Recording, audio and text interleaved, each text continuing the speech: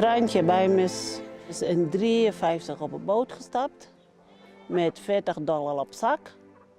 Ze is in Dar es Salaam gekomen en later heeft ze de trein genomen naar Uvinza. En daar heeft een missionaris van Tatanda haar opgehaald en haar naar Tatanda gebracht.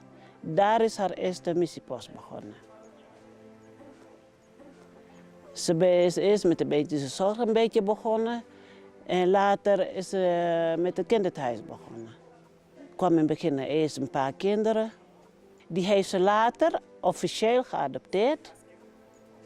In 1965 is ze met verlof naar Nederland gegaan, plus haar 3 kinderen. Eind 1966 is ze weer teruggekomen. Heeft ze lopen zoeken naar een geschikte plaats om te wonen. Ze heeft een paar plaatsen bezocht, maar toch viel het haar keuze op Kilangala.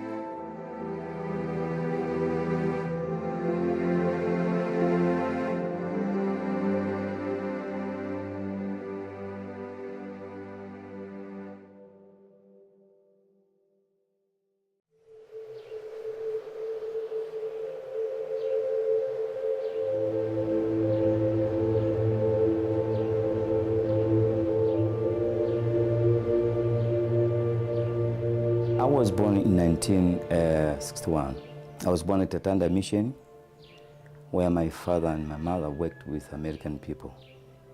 So when Tryntsje came, the first people who worked with the Tryntsje was my father and my mother. My mother worked in a hospital like a nurse, and my father worked as a doctor. My father was married to 2 wives. He went out from the mission. Then my mother lived alone. So my mother took me, we came up to Kilangala.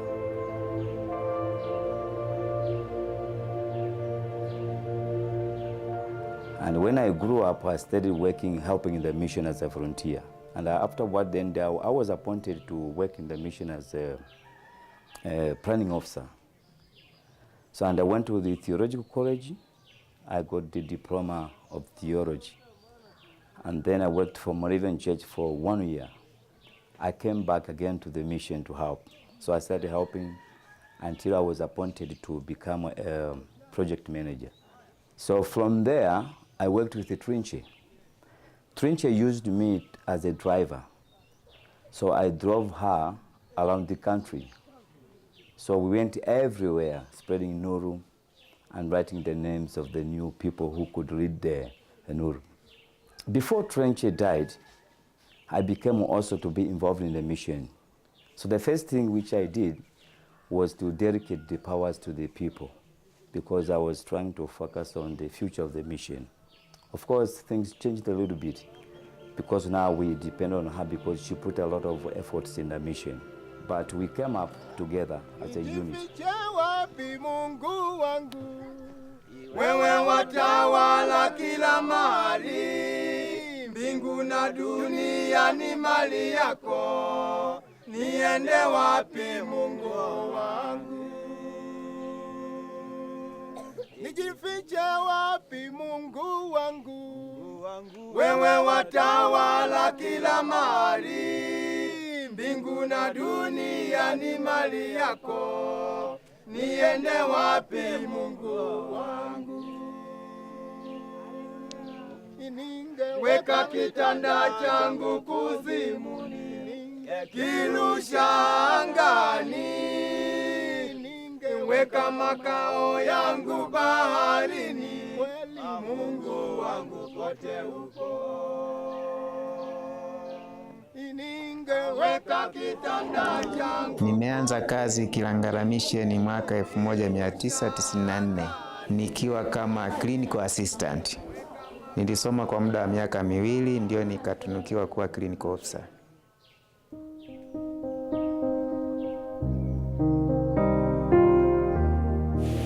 Mimi kama dokta niko peke yangu, nina manesi 11. Nikiwa hapa Kilangala nafanya kazi kila siku kwa sababu niko peke yangu. Mimi ni pregnant mother.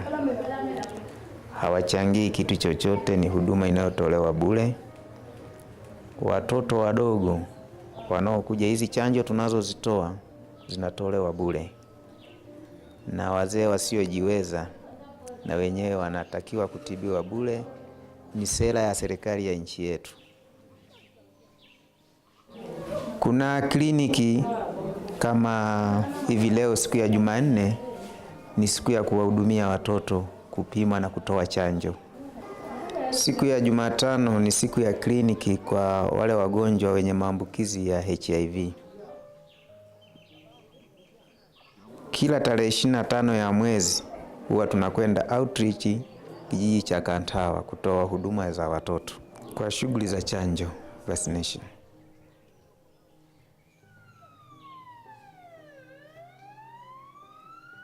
Na wale wanaokuwa serious, tukiwa tumemtibu, kwa mfano mgonjwa ambaye anakuwa na cerebral malaria, tunatakiwa kumlifa Sumbawanga.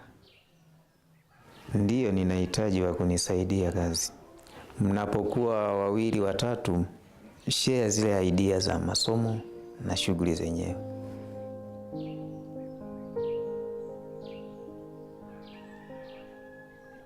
In 69, als ik het goed heb, 69 zijn er 2 verpleegsters zijn hier gekomen.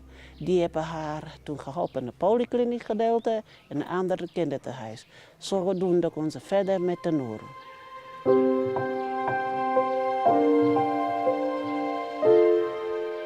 In die tussentijd waren we hier ook. Natuurlijk kregen we Nederlandse les. We hadden onze eigen schoolbankjes. Maar ja, toen waren we op een leeftijd gekomen, in 1970, 13 en 14 jaar, moesten we toch verder met de studie.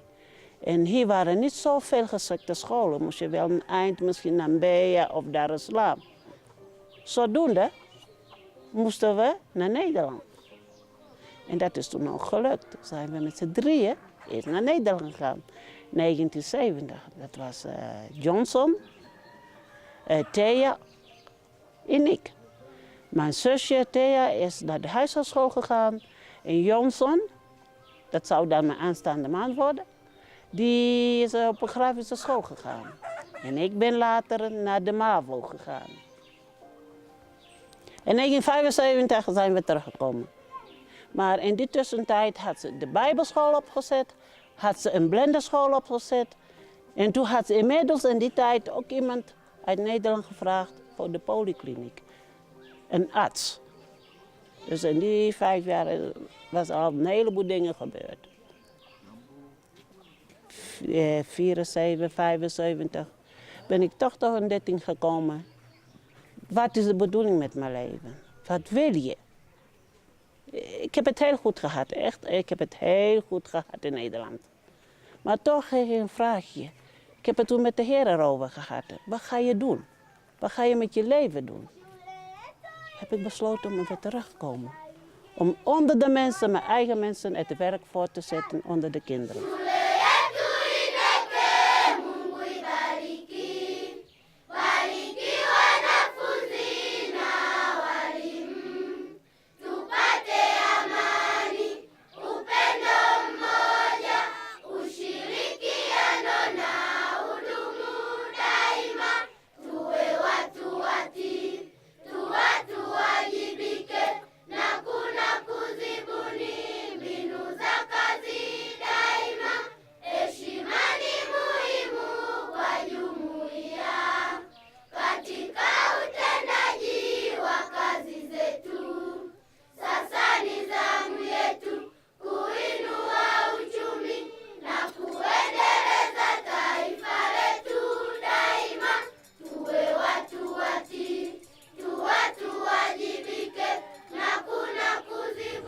I'm living here at Kilangala.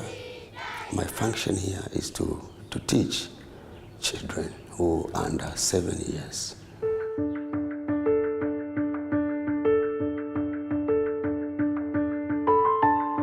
But it was 2006 when Herman came with INEC. So they see children playing maybe in the morning without going to school, and they say, oh, what are they doing? So they planned to make a special place whereby children can meet and learn according to their ages. Yeah, so Until 2008, the school, Inek Albeda School Prep Nursery School was opened. So we take children who have 3 years, and they stay here for 3 years. So after completing stage 1, stage 2, and stage 3, they go to primary school. We make sure that they know to write, counting, and reading before they go for primary school. Some of children are coming from poor families, as you can see, and maybe they get 1 meal per day. And sometimes when you are teaching, they're sneezing, some of them are sleeping. So it sometimes make us to in hard way. Yeah.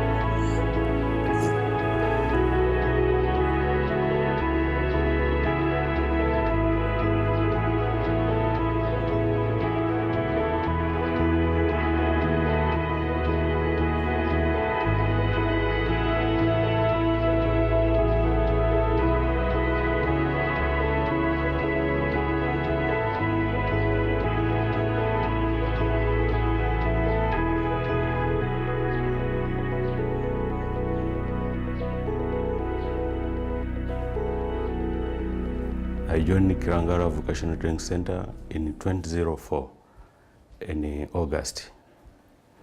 From there, I was a teacher. Apart from that, me as a head of this department, I have to look through my responsibilities so as to make sure that all our timetable in our department goes as well as we plan.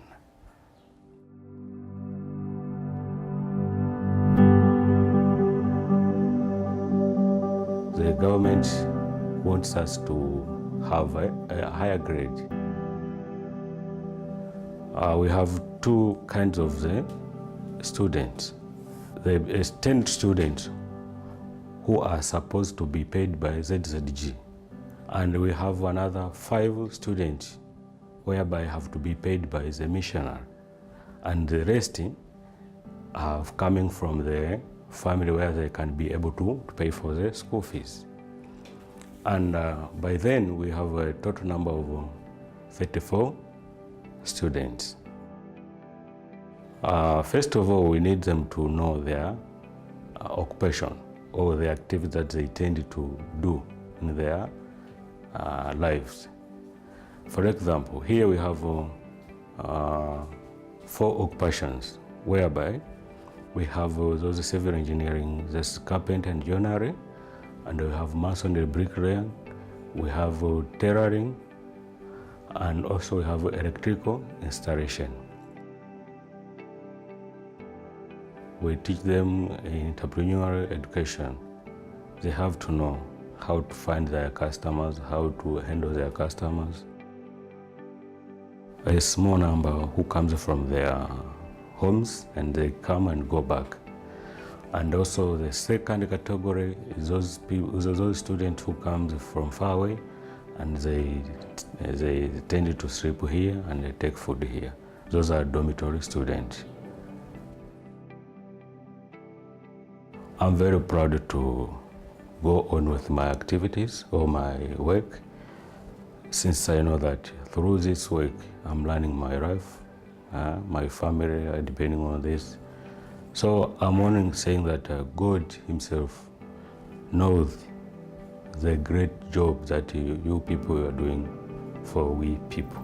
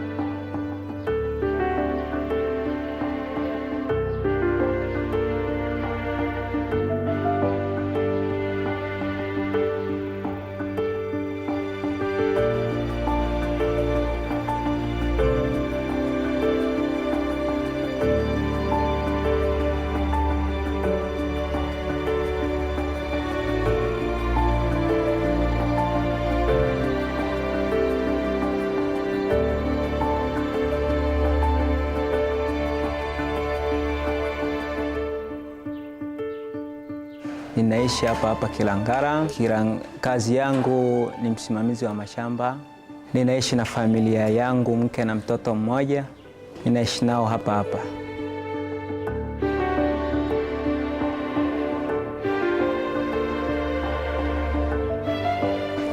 Nina ng'ombe 31. Miongoni mwao ndama ni 9.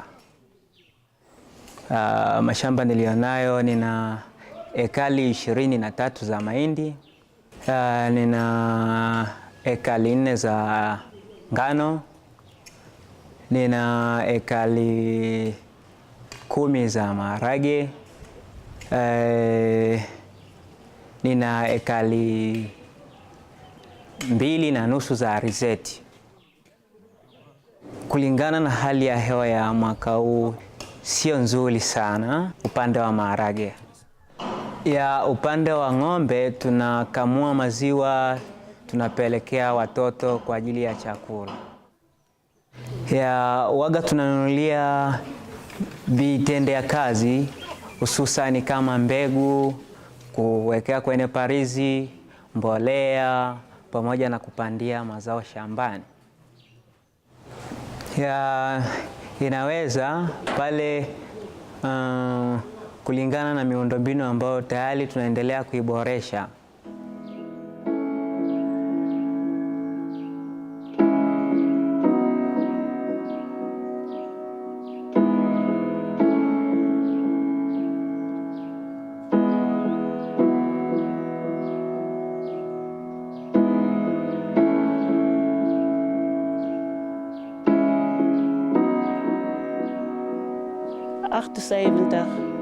Is Harry Kamstra, die was in de tussentijd arts. Die is inmiddels weer terug naar Nederland voor verdere studie. Dus al het werk heeft hij aan ons overgelaten, aan Johnson en mijn man. Dus na die tijd zijn wij verder gegaan met het werk van ons man. Trijntje Beimers is toen verhuisd, 77, om een ander missiepost op te zetten.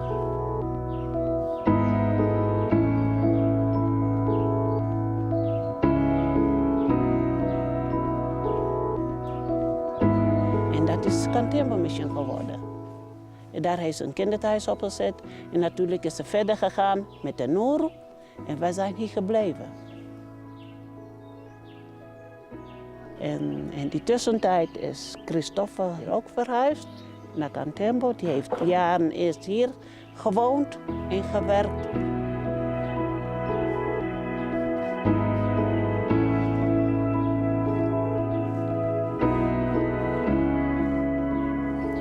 In 1995 is mijn moeder hier weer teruggekomen van Kantembo, toen werd ze te oud. Toen heeft ze zelf gezegd, ik word nu te oud. Er moet een plaatsvervanger komen voor Kantembo Mission.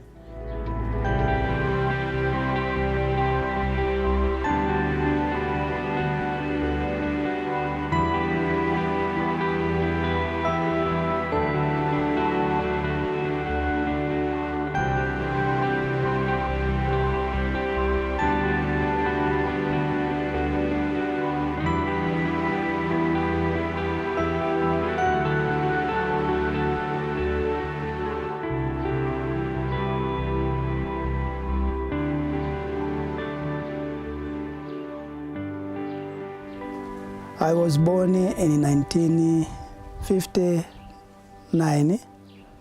I'm married, name is Magdalena Maganga, and God blessed us with 5 children, 3 daughters, 2 boys.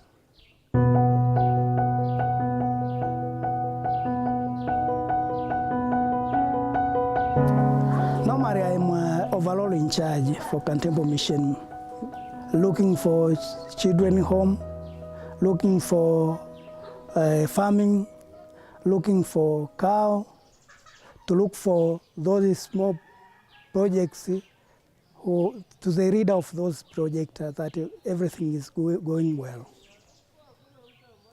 The major project is a Kantembo baby home, where we are taking care for the babies. Those babies whose mother died from different problems.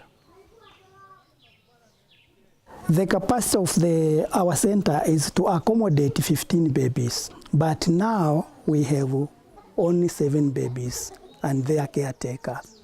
So we ask the family to bring the girl who is 14 years old or up to 18, who will stay here for taking care for the babies. They should be here for 2 years. After 2 years, we have to discharge the baby with the girl who was taking care. Those girls, during their stay here, they learn different subjects. One subject is the Bible study. The second one is healthcare, sewing, and agriculture practical and theory. We assume that during their stay here, when we are teaching these subjects, when they will go back, they will go with this knowledge to this community. And this subject will help this girl maybe to be self-supported.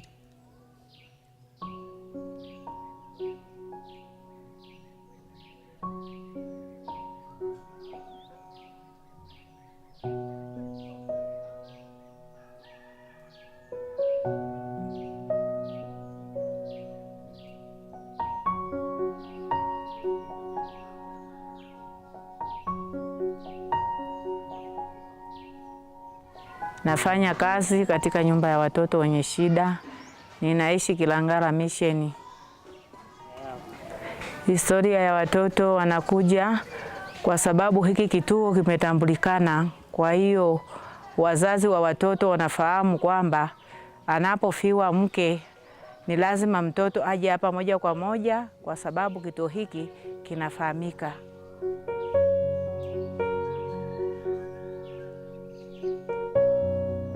Watoto wanaoshindwa wanaolelewa wakiingia ni watoto wadogo. Kuchukuliwa kwao wanachukuliwa baada ya miaka 2 au miaka 2.5 kulingana na afya zao. Na wale ambao wanakataliwa kuchukuliwa na wazazi wao, misheni inaendelea kuwatunza na kuwasomesha. Sisi tulipigiwa simu kutoka ustawi jamii na wafanyakazi wa ustawi jamii wakasema kwamba sisi moja kwa moja tunaposti hawa watoto waje kwenu kituoni Kilangala, lakini hatukusita, tuliwaambia kwamba waleteni, na waliletwa na padri kutoka parokia ya Sumbawanga. Tuliwapokea bila shida na tunawalea bila shida, tunamtegemea Mungu. Mimi nguvu ninatoa kutoka kwa Mwenyezi Mungu, kwa sababu hii kazi kwa sasa hivi kwa umri wangu nilipofikia hapa ni miaka 30, bado ninafanya kazi na bado naipenda na nitaendelea kwa uwezo wa Mungu.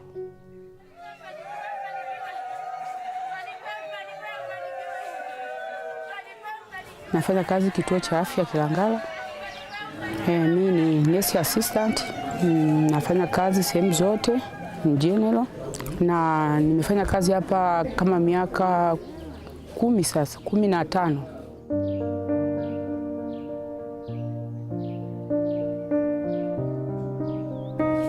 Vitu vizuri ni vile ambavyo tunaweza tukafanya kazi kwa ufanisi, yani tukafanikisha kutibu wagonjwa, alafu na kupata misaada kama hii ambulance kuwa nayo hapa kituoni inatusaidia sana.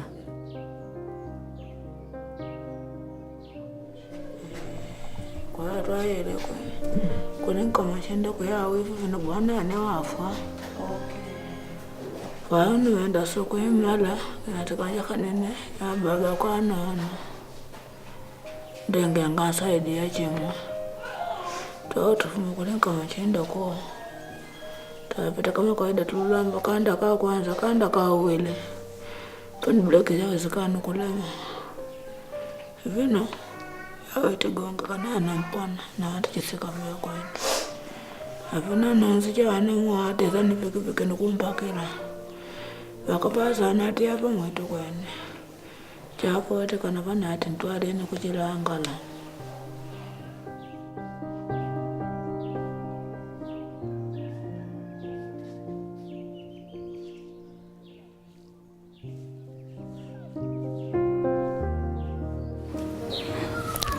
First, I like people. I like people to live. And I like to help all people. No, my future. Kazi, yani kupenda kwangu napenda labda nifanye kazi mpaka baadaye nitakapokuwa nimezeeka basi.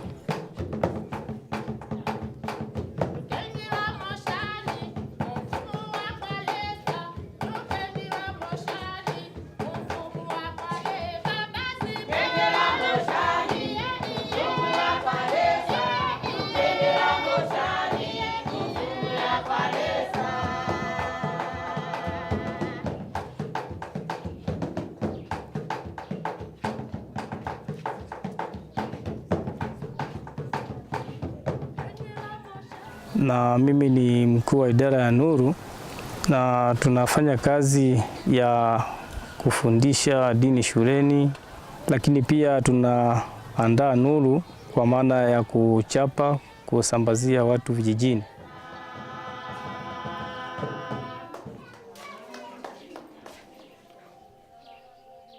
Kipindi Beimers bado yupo, yeye alikuwa anaandaa, anaandika, tunachapa hapa, alafu baada ya hapo anatukabidhi, tunazisambaza, kwa maana kwamba tayari alikuwa anasambaza nuru karibia Tanzania nzima, hasa kupitia mikoa baada ya mkoa.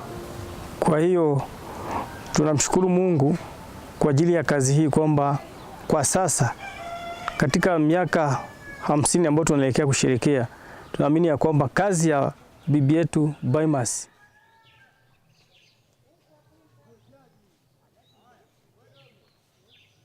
The situation is good because all activities are going on well. But now we are only facing on the difficulties about the financial crisis in the world. That's only makes the difference, because you see most of the donors are old people, and they're getting older and old.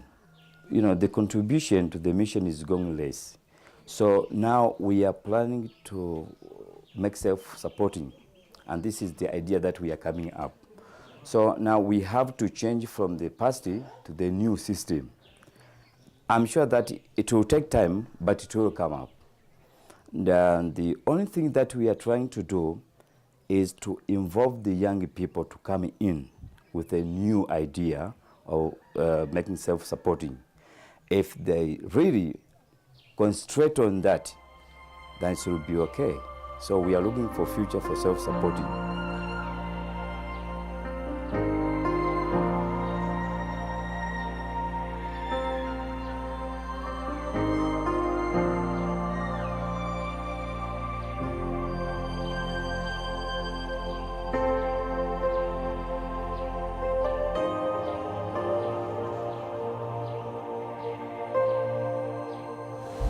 Kazi yangu ni driver, pia na shughuli za shamba zote tunashirikiana pamoja, usimamizi na nini.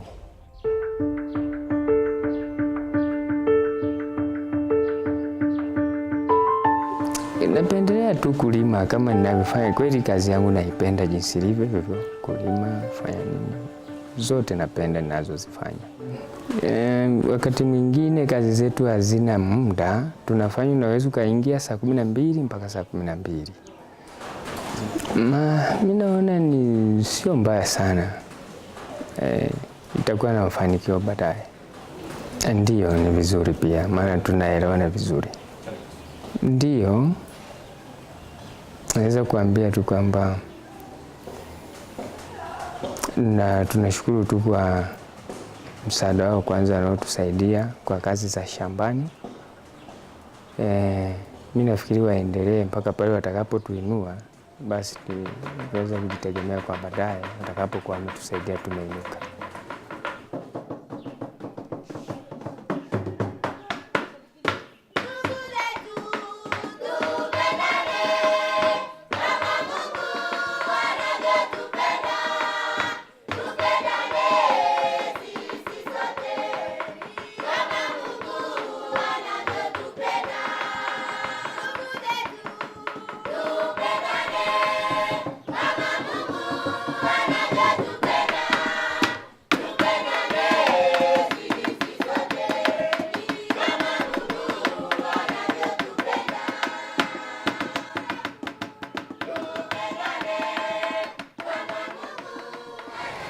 Nilianza kazi hii mwaka 2005 akiwepo bibi Beimers.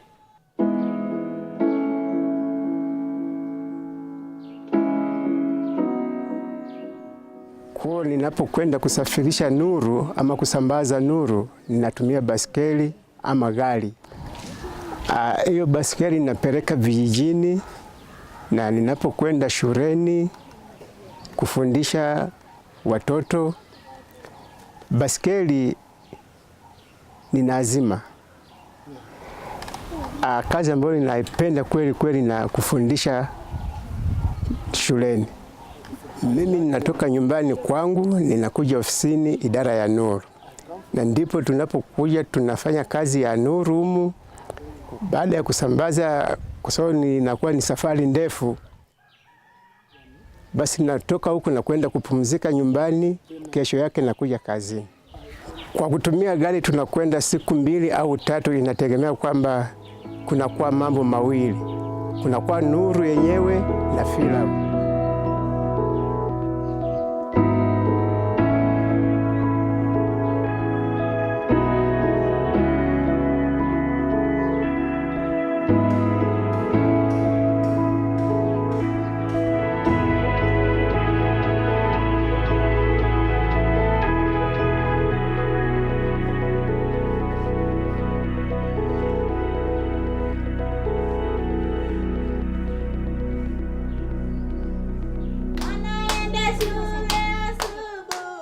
Nilikuja hapa nilikuwa mdogo sana.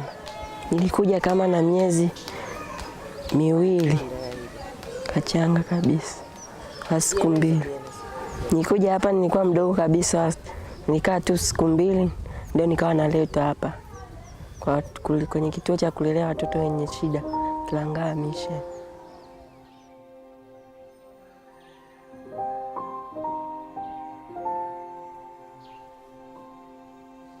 Najisikia vizuri kama niko nyumbani. Najisikia vizuri kwa sababu nakula vizuri, nalala vizuri, na mama mengine nafuata. Baadaye mafanikio yangu, baadaye nikimaliza chuo, mimi mafanikio yangu nataka nataka kuja kuwa fundi umeme.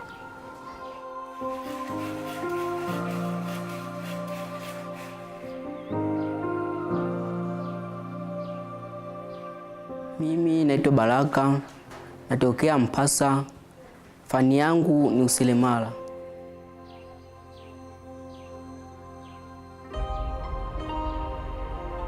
Kwa kweli shule nzuri na mafunzo tunayopata ni mazuri hapa kwa walimu wetu wanaotufundisha. Naelewa vizuri. Tunashukuru sana. Mimi mipangilio yangu ya baadaye, nikipata mafunzo ya ufundi hapa, na nataka kujiendeleza kimaisha, maisha yangu ili yawe bora mbeleni na kwenda.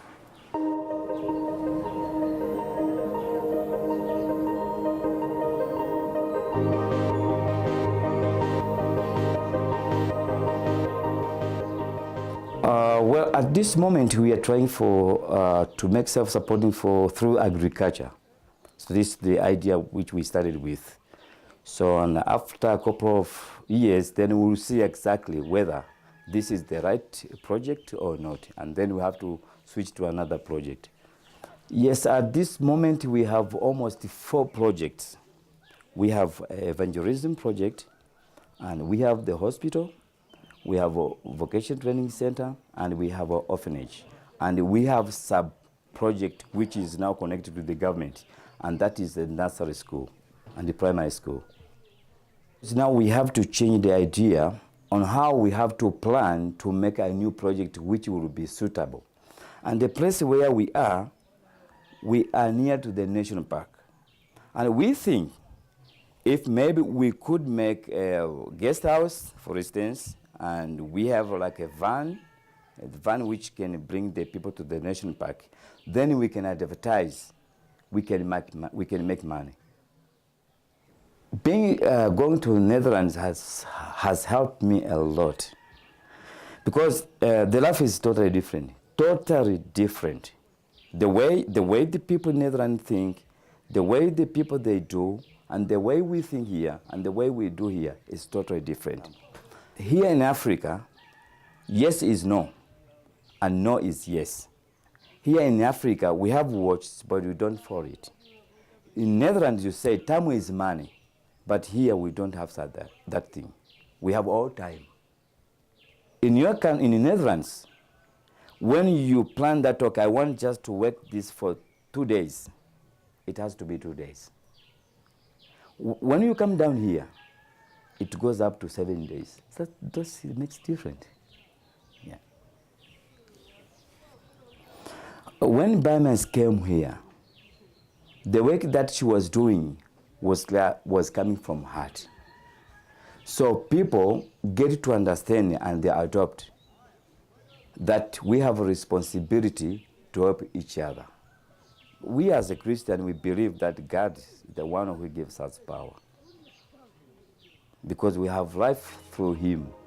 So we are really strong to do what we can do.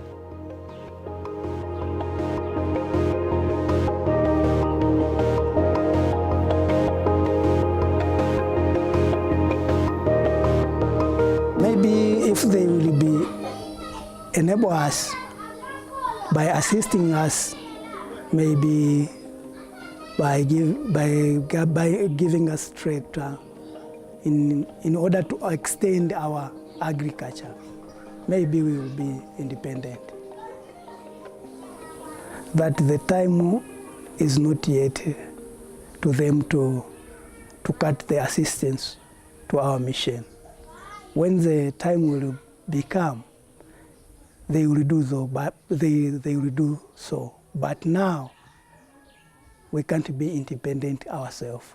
So we ask them to continue helping us until when we will be able to be self-independent.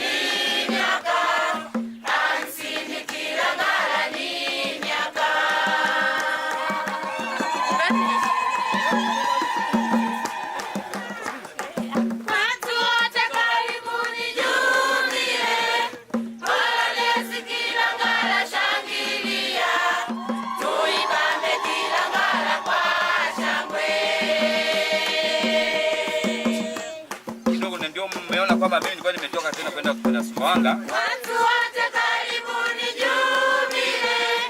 Polonezi Kilangala shangilia.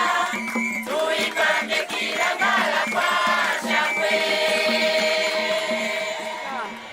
Als je kijkt van 1967 tot 2017, dan zie ik echt een vooruitgang. Ook qua medische zorg, ook qua evangelisatie, dan zie ik echt een vooruitgang. Ik ga minder vrouwen dood. Ja, krijgen we wel kinderen, maar ja, dat is weer een probleem van aids. Wat zou je zeggen van de toekomst? Hoe zullen we daar tegenaan? Is moeilijk. We proberen via de landbouw iets te doen. Dat het een groot wordt opgezet. Maar je kan niet alles met de landbouw, niet alles. Maar soms is het echt moeilijk. Want het kinderthuis kan je niet zelf bedrijven. Het ziekenhuis ook niet. Daar zit er echt een kostenplaatje aan. De medicijnen kunnen ze echt niet bekostigen. Het kinderhuis kunnen ze niet bekostigen. Dus door middel van de landbouw proberen we of we iets kunnen betekenen. Maar dat is soms ook heel moeilijk, want de missiepost is groot.